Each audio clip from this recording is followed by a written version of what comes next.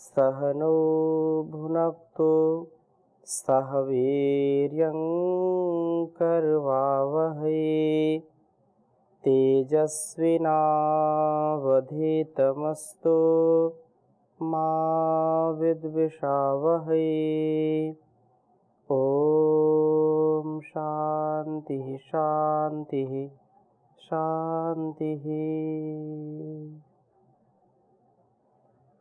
वैदिक जीवन पद्धति की इस कक्षा में आप सभी का हार्दिक स्वागत है, अभिनंदन है।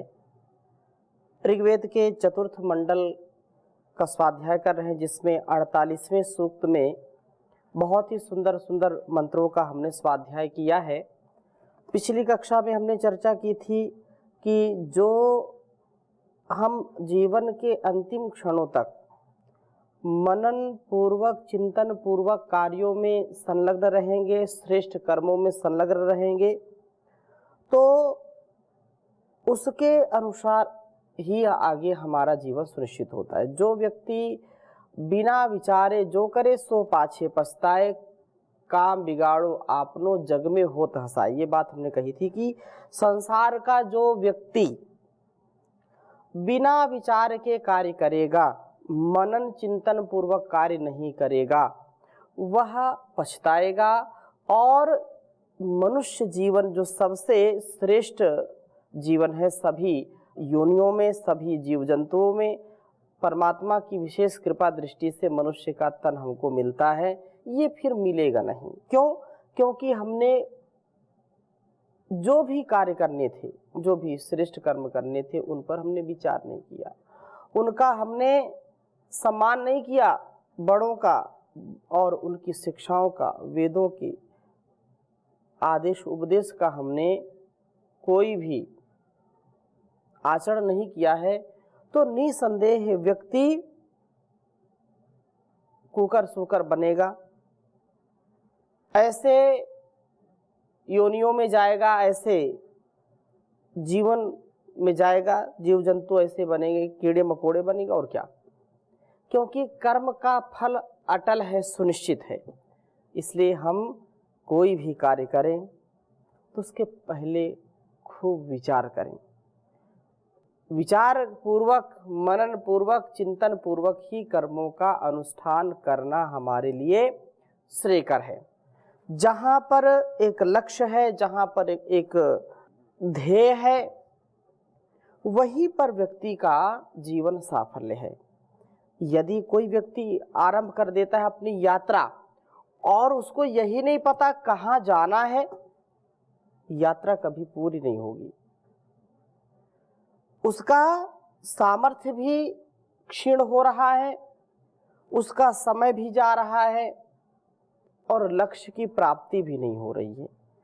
इसलिए छोटे से छोटे कार्य को भी, बड़े से बड़े कार्य को भी जब हम करें तो बहुत ही विचार पूर्वक, इसका क्या लाभ होगा, इससे क्या हानि होगी, इससे पुण्य होगा, इससे पाप होगा, इससे समाज का हित होगा, अहित होगा, इससे व्यक्तिगत और समष्टिगत जीवन में और जीव जंतुओं के लिए सब कुछ इसमें समाहित करके कि क्या सही है, क्या गलत है, क्या सत्य है, क्या असत्य है, यथार्थ क्या है, मिथ्या क्या है, उसको समझ करके, जान करके ही जीवन में कर्मों का अनुष्ठान करना चाहिए। जल्दबाजी में या बिना विचार किए जो कार्य करते हैं वे मूर्ख कहलाते हैं, मूढ़ कहलाते हैं, और उनका यह जीवन जो बहुत ही महनीय है, यह भी नष्ट होगा और आगे आने वाला जो जन्म है वह भी नष्ट होगा। तो इससे हम बचें।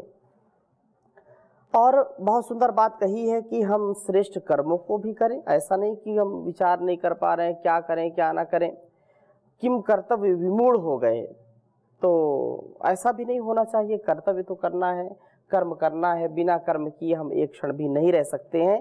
तो 100 वर्ष पर्यंत क्रियाशील जीवन हो, इसके लिए बहुत सुंदर बात कही है। मैं वेद मंत्र लिखता हूँ, फिर चर्चा करूंगा। ओम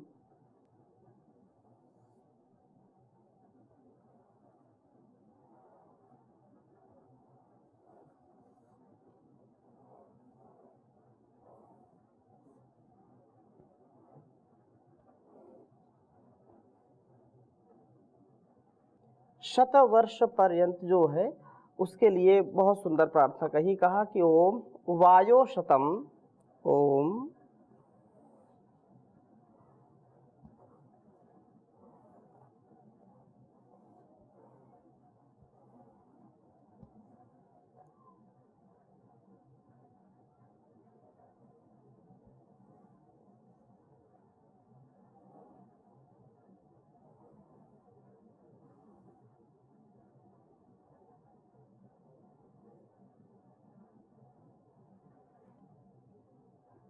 हरिणाम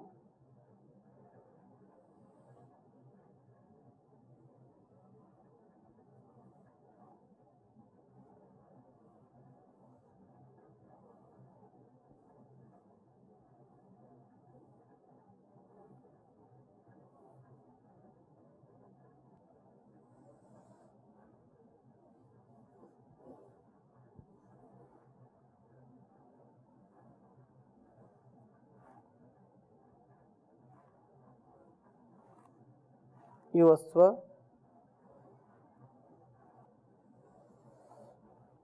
पोष्याणाम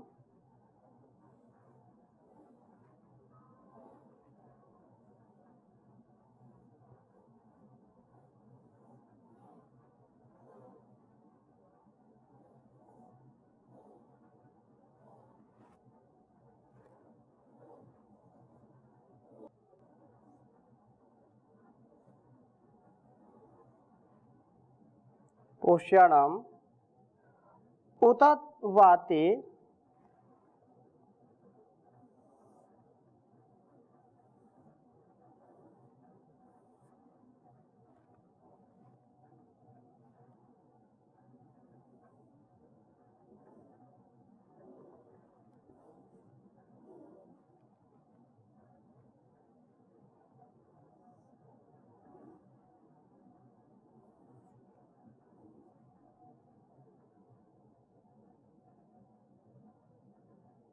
सहस्त्रिणो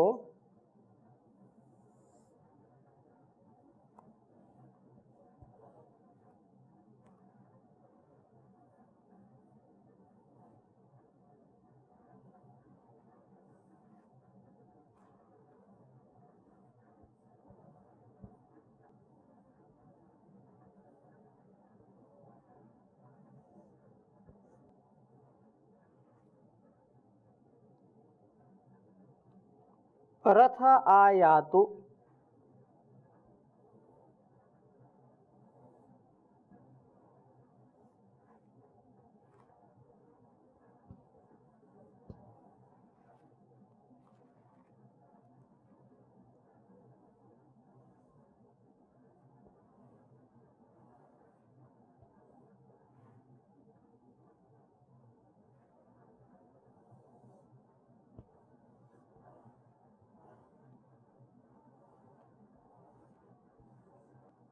पाजसा,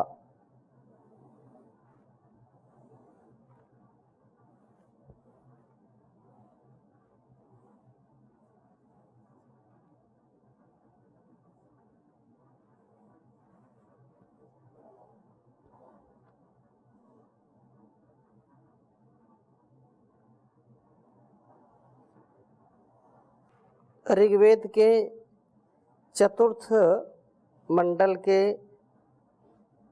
48वें सूक्त का यह अंतिम मंत्र 5वां मंत्र है।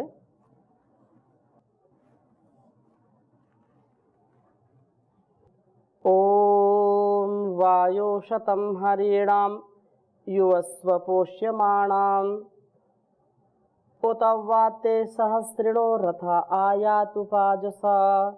ओम वायो शतम हरिणाम युवस्व पोष्यणाम उत वाते सहस्रिणो रथा आयातु पाजसा।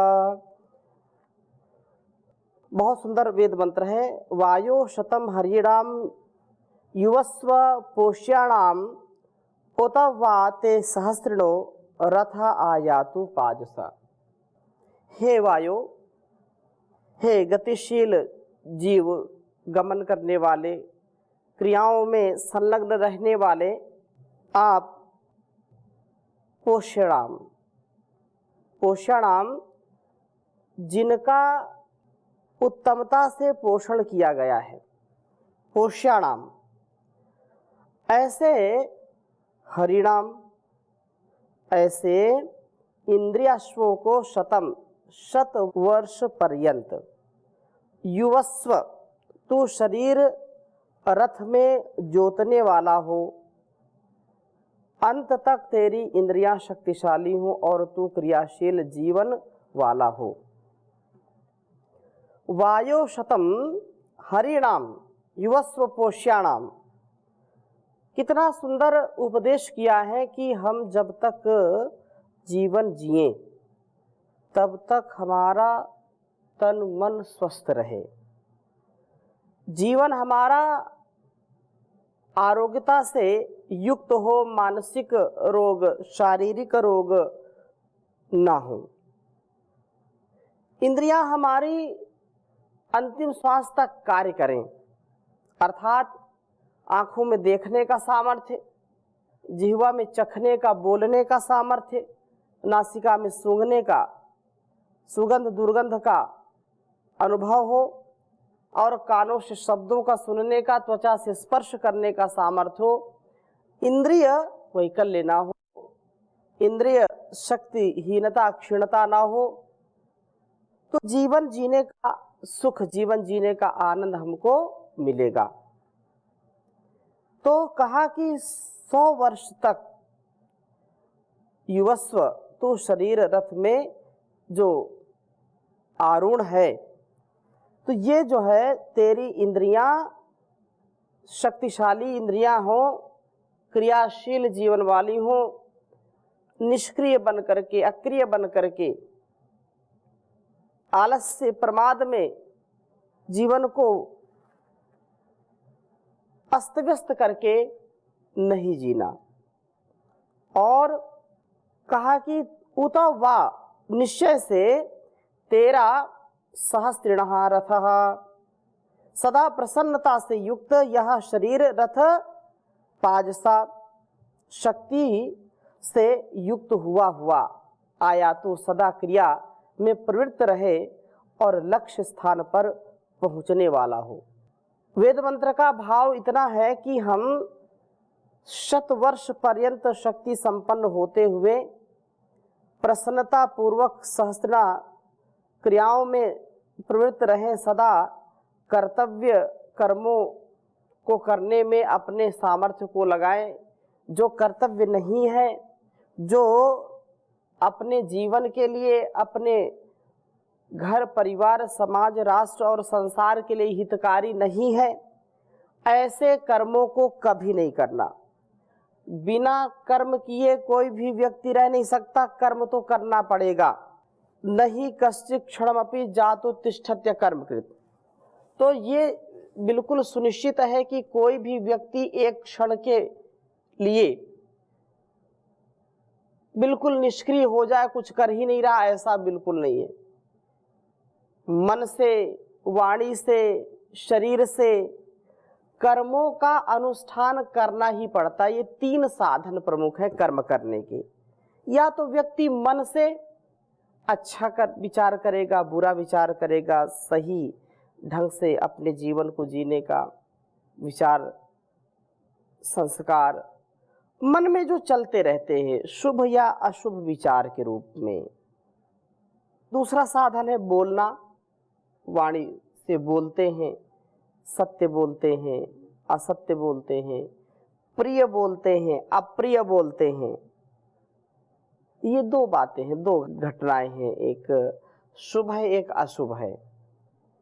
दूसरा शरीर से, हाथ पैर से जो भी कार्य करते हैं इन अंगों से, तो ये अंग अलग अलग जो हमारी 5 ज्ञानेंद्रियां, 5 कर्मेंद्रियां हैं, ये सब अपने अस्तित्व को श्रेष्ठ बनाने के लिए हैं। तो हम इन इंद्रियों के सामर्थ्य को बढ़ाएं, इन इंद्रियों को कार्य में लगाएं और जिससे इनका सामर्थ्य बढ़ सके ऐसे कार्य में लगाएं। तो धीरे धीरे कर्तव्य कर्म का हमको बोध होना चाहिए और उस कर्तव्य कर्म को करने से पहले जो हमने वेद मंत्र पढ़ा था उसको समझना, विचार करना, चिंतन करना और कर्मों को करते रहना। कुर्वन्नेवेह कर्माणि जिजी विशेषतम समाह एवं तो नान्यथे तोस्ति ना कर्म लिप्यते नरे। और जब हमारे शरीर पुष्ट होंगे, अंग हमारे सारे कार्य करेंगे तो हम 100 साल से भी, 100 वर्ष से भी अधिक जी सकते हैं। वर्तमान में भी हम देखते हैं, सुनते हैं, सोशल मीडिया के माध्यम से भी बहुत सारी ऐसी घटनाएं सामने आती हैं। भारतवर्ष में ही नहीं, पूरी दुनिया में कई कई अपवाद में लोग हैं 100 वर्ष, 110 वर्ष, 20 वर्ष, 26 वर्ष, 150 वर्ष, इतने लोग तो अभी भी कुछ ना कुछ अपवाद में मिल जाएंगे। और प्राचीन काल की जो संस्कृति रही है, जो संस्कार रहे हैं, जो विचार रहे हैं, जो उनकी जीवन शैली रही है, खान पान पर, आहार विचार व्यवहार, दिनचर्या पर उनका पूरा आधिपत्य था, पूरा नियंत्रण था। और वे फिर 100-100, 200-200 वर्ष और इससे भी 400-400 वर्ष तक का आयुष्य उनको मिलता था।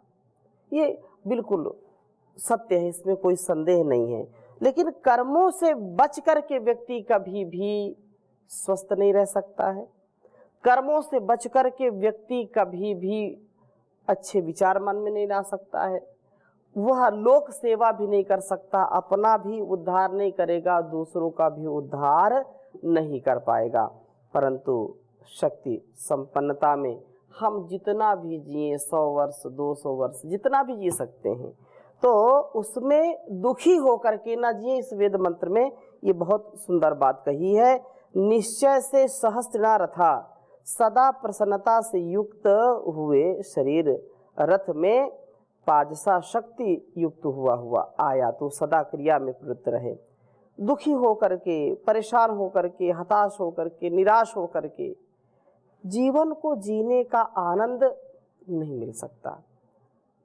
हाँ, यदि हमने चुनौतियों को स्वीकार किया है, चुनौतियों को अपने जीवन में अंगीकार किया है, उनको अपना अंग बनाया है, तो कोई हमको तनाव नहीं होगा, कोई परेशानी नहीं होगी।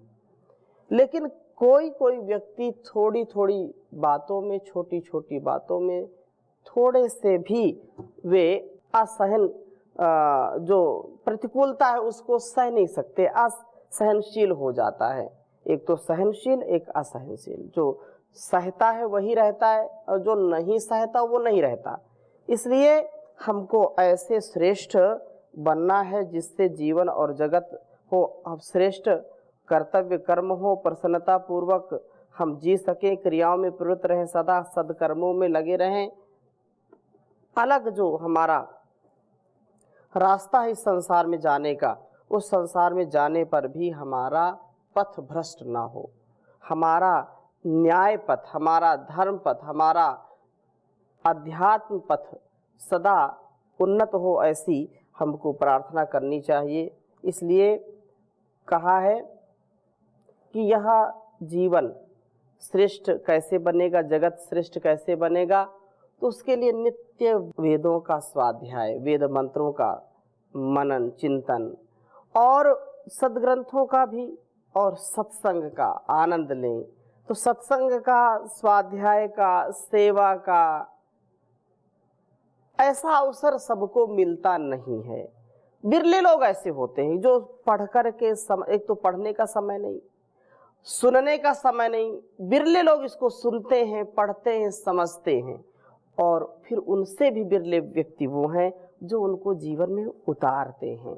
और जो जीवन में उतारते हैं वे स्वयं तरते हैं और दूसरों को भी तारते हैं।